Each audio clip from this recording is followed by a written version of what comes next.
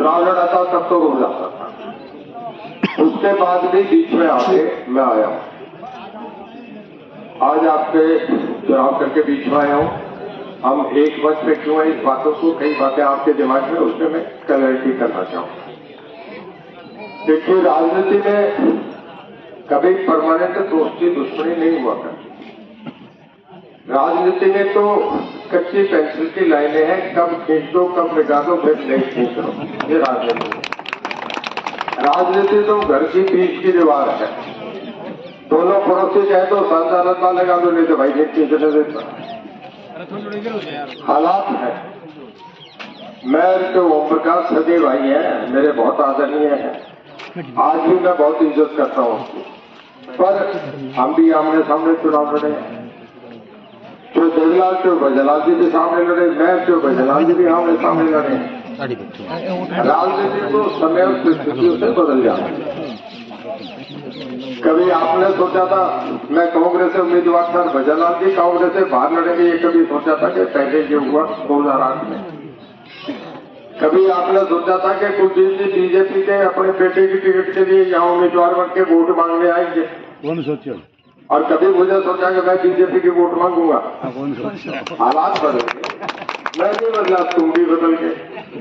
माफ करना, लोकसभा के जब चुनाव थे 2014 के, हम सेंट्रल हॉल में बैठे होते थे, हुडा साहब भी होते थे, जेपी भी होता था, मैं भी, कुलदीप जी भी, सब बैठे होते थे। और जब वहां बैठे होते थे पता लगता कि मोदी जी आज बोल रहे हैं, कहाँ बोल रहे हैं, वाराणसी बोल रहे हैं, पटना बोल रहे हैं, हैदराबाद बोल रहे हैं, देखते भीड़ होती थी 10-10 लाख की, तो एक दूसरे के हाथ लगाते कि आजा देखते हैं मोदी बोल रहे हैं, और तुम भी ताश के पत्ते फेंक के मोदी जी को सुनने जाते थे। गलत है मेरी बात बता, बिल्कुल सही, और गलत है तो फिर आप बता दो। दोनों चुनाव में आपने भव्य बिश्नोई को भी हैरान किया, हमारे दुष्यंत को भी हैरान किया, बीजेपी को पार कर दिया। हुआ कि नहीं हुआ? आप ही थे 5 लाख से विजेंद्र को बिना मांगे वोट दिए, बिना देखे दे दिया, मांगे बिना देखे। हालात बदल गए, आज वो टाइम नहीं रहा।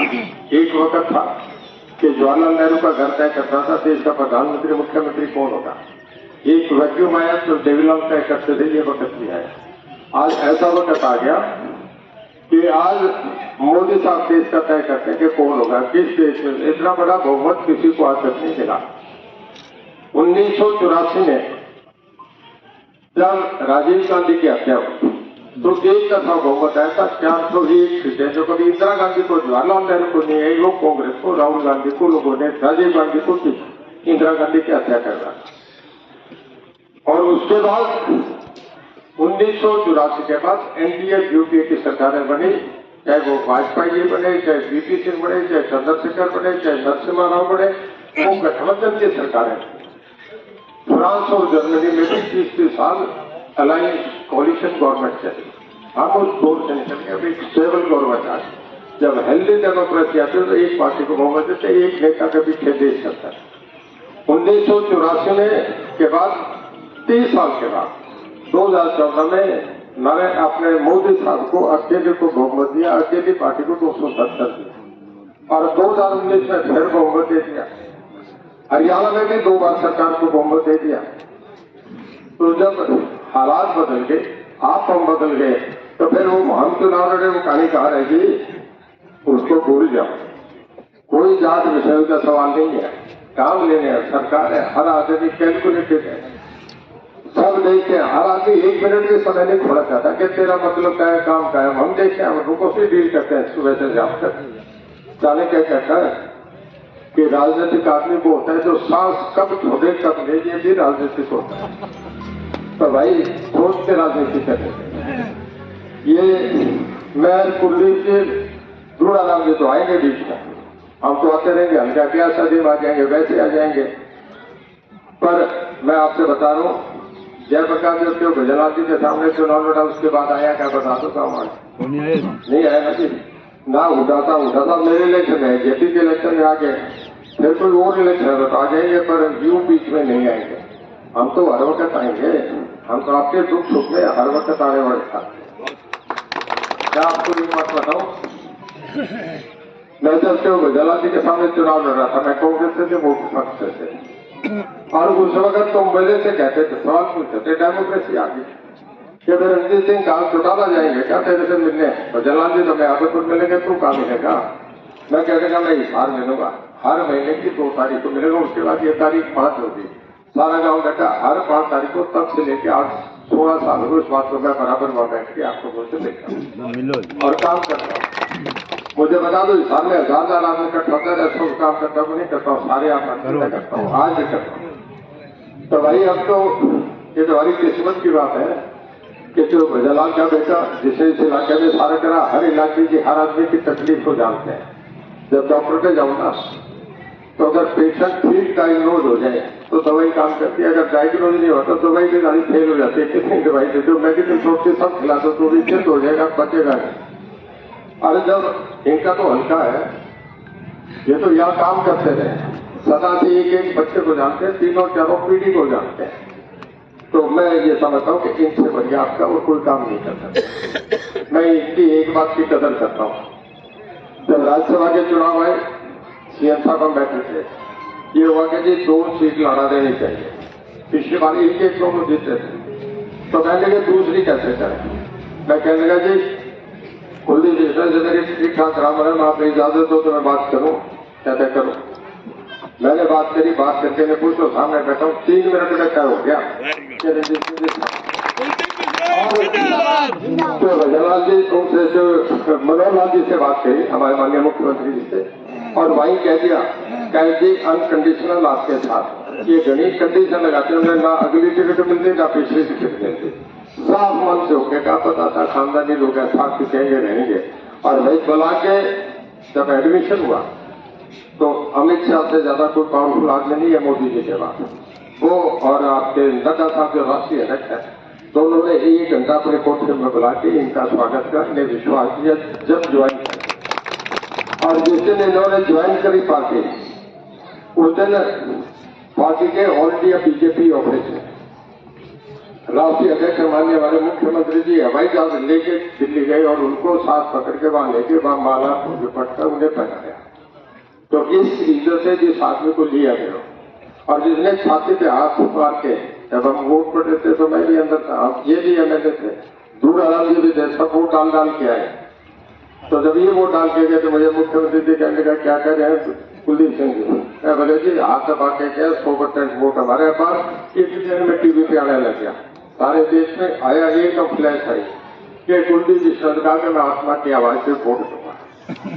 हमें पता लगा सारे कांग्रेस के चेहरे लटके और उस दिन हम चुनाव जीत गए। तो भाई जी साहब ने मुख्यमंत्री का दिल्ली हाईकमांड में 2 कोड़ी ऊपर उठा दिया, उसको कैसे भूल सकते हैं? ये कैसे? मैं आपको आज आप भेजता है ना, तो मैं कुछ कर सकूंगा ना मुख्यमंत्री जी कुछ कर सकें। पर चुनाव के बाद मैं आपसे वायदा करता हूं कि जितना मेरा रानिया हल्का होगा उतना ही मेरा आदतपुर हल्का रहेगा। और हम दोनों कुलदीप जी हर महीने की 5 तारीख आप भी तय कर रहे हो, मैं भी कर रहा मेरी तो है 5 तारीख। हर 5 तारीख को दोनों मिसाल मिलेंगे आपको इलाके की, आपको भव्य आपका तीसरा एमएलए होगा। दूराराम जी धन्यवाद करते हैं, यहाँ हम दोनों आपके साथ होंगे, कभी भी कोई काम करते हैं। और मैं आपसे वायदा करके जाता हूँ कि बिजली के काम आपके हल्के में कहीं कसर नहीं रहेगी। चुनाव के बाद मैं जयपुर से आपको हम कुछ नहीं कर सकते, आपसे ना इलेक्शन कमीशन की मर्यादाएं देने हम क्रॉस नहीं करेंगे, हमें माननी चाहिए। और जैसे ही चुनाव खत्म हो जाएगा, आपके यहाँ बिजली का जी गांव में इतना भी काम रह जाए तो रणजीत सिंह जिम्मेदार है, सारे काम फटाफट रानिया से भी बेहतर बिजली के काम। और बाकी जो जितने काम के हैं सामने बैठे हैं, मैं गवर्नेंस कमेटी का इशार और फतेहाबाद का चेयरमैन था पिछले 3 साल से। जब पैसा देने की बात आई तो मुझे बताता है एमएलए जब उनको बांट के देना पड़ता है, तो गवर्नेंस कमेटी का चेयरमैन मैंने 18 करोड़ रुपया बांटना था इशार जिले का। तो मैंने मुख्यमंत्री जी से बात करी, जी पैसा दे रहा हूँ, कुलदीप जी मेरे बेहतर दोस्त है, तो बोले तुम्हारे दोस्त हम सबको दे दो, पूछने की जरूरत नहीं। और ये बैठे सामने, मैंने ये जब ये कांग्रेस में थे तब भी ये 2 करोड़ रुपए दिया, तो रणजीत सिंह बैठे हैं साथ, इनको भी मैंने नलवान के में भी 1 करोड़ रुपया दिया। आप तो सारे खजाने को आप तो 96 करोड़ कितना लेके आए हो आपके भी? 530 करोड़ रुपया फिर आ गया। और मैं आपसे बताता हूँ, आपके हल्के में जो गुजरात जी के बाद कोई काम नहीं हो रहा था, ये ठीक कह रहे थे, मैं इनका दर्द समझ रहा था। जितने काम होंगे और जितना यहाँ हमारे मुख्यमंत्री जी समझते हैं, जब कोई काम होगा पिछले 25 साल की कसर करने की शायद करनाल में भी इतना विकास नहीं, मेरे भी इतना विकास नहीं, भातावाद में भी इतना विकास नहीं जो आदत होती हो जाएगा। इलाके के काम कराना चाहिए करो। और भाई एक बात कह दूं, जात बात पे नहीं जाना कि पंडित जी पवन बैठा मेरा जिला पार्षद है, वो संदीप यादव मेरे खास आदमी है, ये दोनों जिला पार्षद हैं, पर ये कोई यादव है, कोई मेरे जिले के सबसे पहले आदमी है। कोई जात बरादरी नहीं होती, माफ करना, इतने हम खड़े हैं। अगर यहाँ कोई बिहार का आदमी आ जाए, यूपी का आदमी आ जाए, और चोटी का विद्वान ब्राह्मण आ जाए, वो भी आके बता देते कि जात कौन सा है, ब्राह्मण कौन सा है, खाती कौन सा है, कुमार कौन सा है, कोई बता देगा क्या? एक से ही है ना परमात्मा का। जात पात बन गई 10 साल बाद रहने भी नहीं, खत्म नहीं, जनरेशन बात भी नहीं बातों को। मैं आपसे बताऊं, ये बेकार की बात है, अच्छा नहीं देखता, पर कई स्पीच कर जाते हैं, बोले भाई सारा वक्त खराब कर दिया, हम सारा सामान बना देंगे, लपेटी बातें, वो जाट का इशारा करते हैं।